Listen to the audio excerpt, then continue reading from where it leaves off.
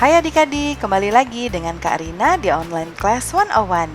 Kali ini kita akan belajar bahasa Indonesia untuk kelas 3, tema 7. Di subtema 2, perkembangan teknologi produksi sandang. Di pembelajaran 1 kali ini kita akan belajar bahan dasar pakaian. Ini ada di halaman 61 sampai dengan 64. Yuk dukung terus channel Kak Rina dengan cara mensubscribe, klik loncengnya, like, dan share juga. Buat yang udah subscribe, Kak Rina ucapkan terima kasih banyak ya. Yuk kita lihat dulu tujuan pembelajarannya. Yang pertama, dengan membaca teks, adik-adik dapat mengidentifikasi ide pokok dari teks dengan tepat. Yang kedua, dengan mencermati teks, adik-adik dapat menuliskan informasi dengan perkembangan teknologi produksi sandang dengan rinci. Jangan lupa untuk berdoa dahulu sebelum mulai belajar ya adik-adik. Jaga kesehatan dan selalu ikuti anjuran Bapak dan Ibu Guru serta orang tua di rumah. Ayo kita mulai adik-adik. Ini ada di halaman 61 ya. Ini di subtema 2, perkembangan teknologi produksi sandang. Nah, ini ada Siti dan kawan-kawan ya adik-adik. Mereka memakai baju berwarna-warni dan bajunya juga bagus-bagus ya. Setiap orang memiliki pakaian. Ada kemeja, kaos, dan blus. Seperti yang digunakan Siti ini blus ya, kaos yang digunakan oleh siapa ini? Udin atau Beni ya. Mereka berdua menggunakan kaos. Nah, kemudian ada juga blus. Ada celana panjang seperti ini, kemudian celana pendek seperti ini dan ini ya. Dan ada rok seperti ini ya. Mereka mengenakan pakaian untuk melindungi tubuh.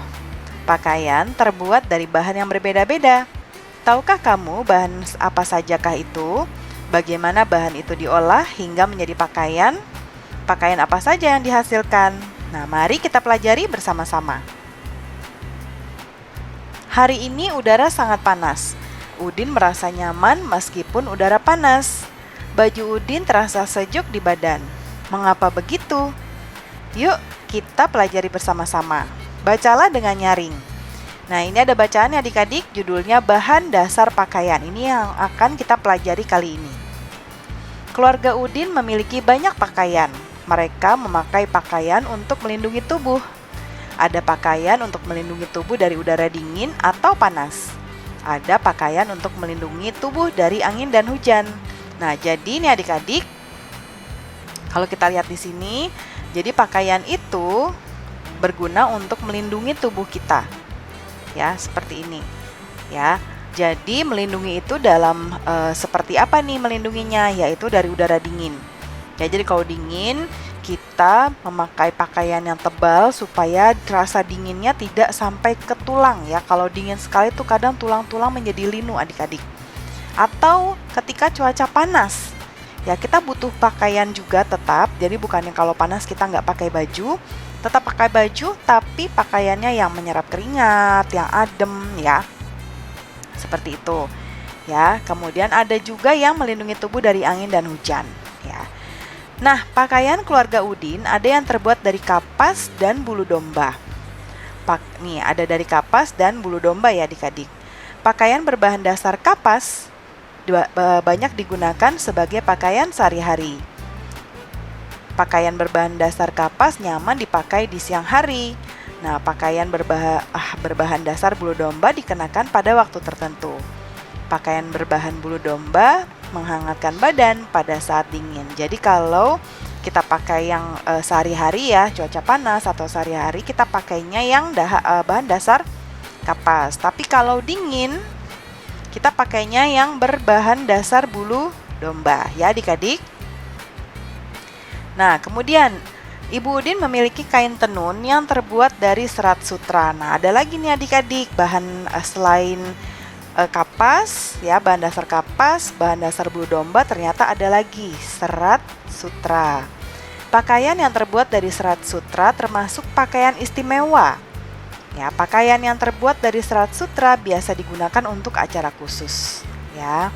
Nah, ini contoh gambarnya adik-adik. Nah, tadi ada bulu domba ya. Ini kapas. Nah, ini ada ulat sutra. dia menghasilkan serat sutra ya. Berbeda dengan Udin, pakaian orang-orang zaman dahulu terbuat dari kayu dan kulit hewan. Ya, jadi kalau zaman dulu tuh adik-adik ya, zaman dulu banget sebelum ada baju seperti yang kita pakai sekarang, itu ada yang terbuat dari kayu dan kulit hewan.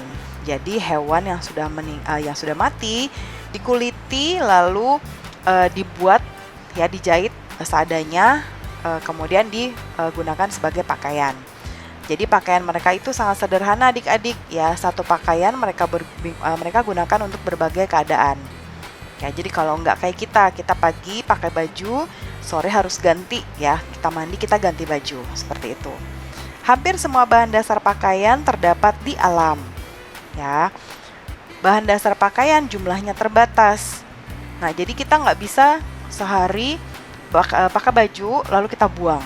Ya, besok beli baju lagi buang. Kenapa? Karena bahan dasar pakaian kayak tadi kapas, bulu domba, dan sutra itu terbatas. Jadi, jagalah pakaianmu agar dapat digunakan dalam waktu lama. Ya, gimana cara jaganya? Jangan kotor-kotoran terus, jangan kesangkut-sangkut di paku ya, supaya tidak sobek. Nah, Tuhan menyukai orang-orang yang menjaga apa yang dimilikinya. Ya, jadi kita harus menjaga apa yang kita miliki. Nah, yuk kita lihat tugas kita kali ini. Bacalah kembali teks tadi ya dengan teliti. Adik-adik bisa baca kembali dengan sunyi ya, membaca sunyi atau silent reading, membaca dalam hati. Ya, garis bawahi kalimat pertama dari setiap paragraf. Yuk kita garis bawahin dulu yuk.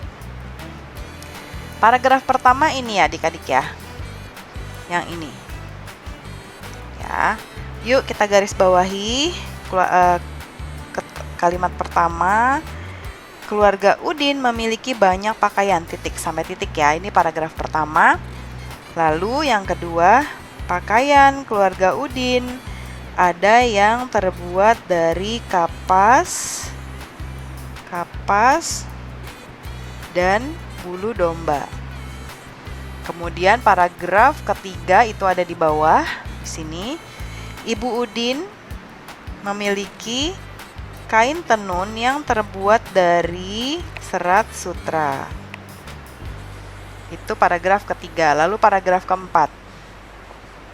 Berbeda dengan Udin, pakaian orang-orang zaman dahulu terbuat dari kayu dan kulit hewan.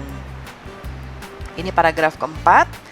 Kemudian ini paragraf kelima adik-adik. Hampir semua bahan dasar pakaian terdapat di alam ya. Nah, kita sudah menggarisbawahi. Kita lihat selanjutnya, tuliskan isi cerita dari tiap paragraf. Nah, adik-adik Karina mau memberitahu kenapa sih kita harus garis bawahi kalimat pertama tadi.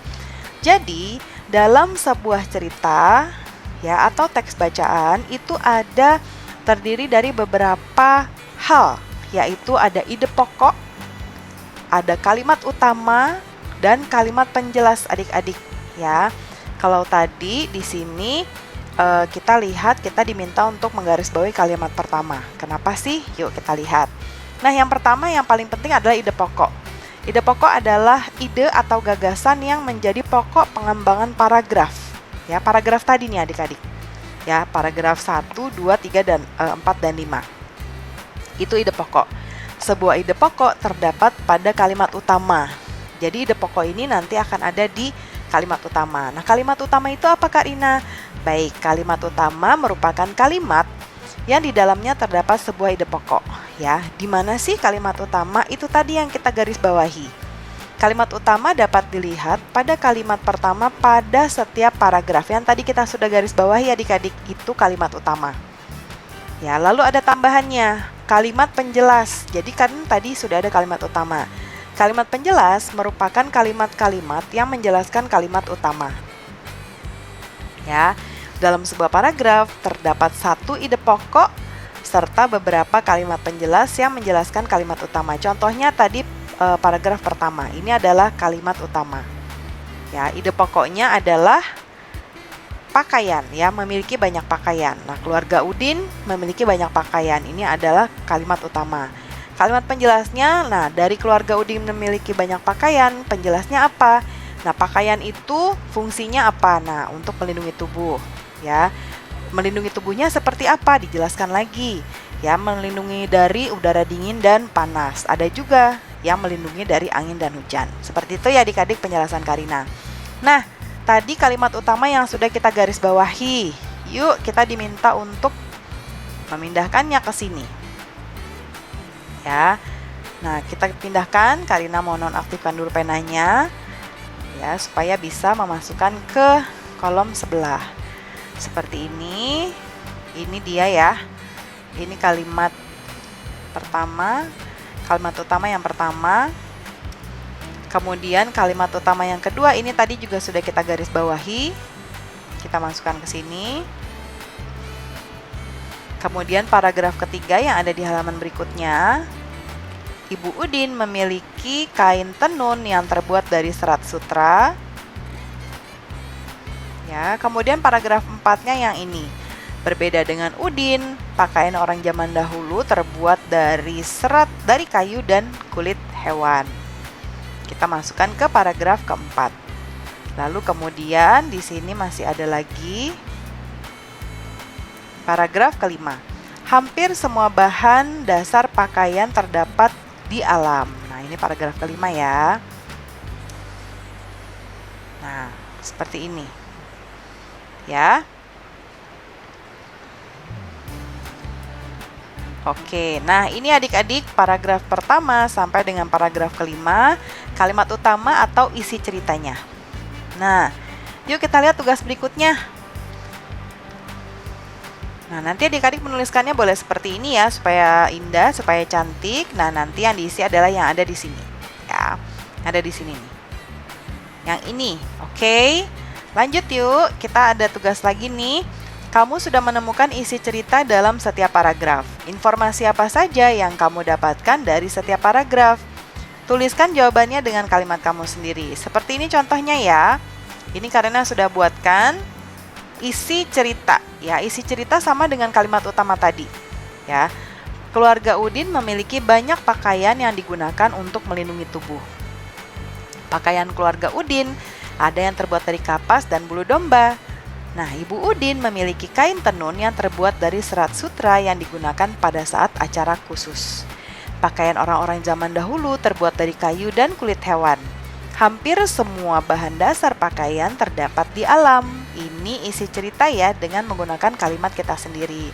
Sok adik-adik silahkan bikin pakai kalimat sendiri ya.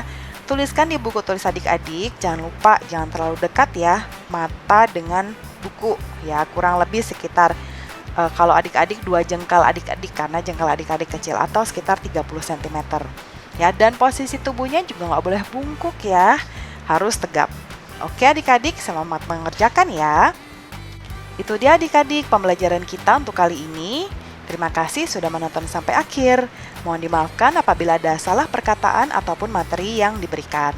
Jangan lupa di subscribe, klik loncengnya, like dan share juga. Sampai jumpa di video berikutnya. Dadah!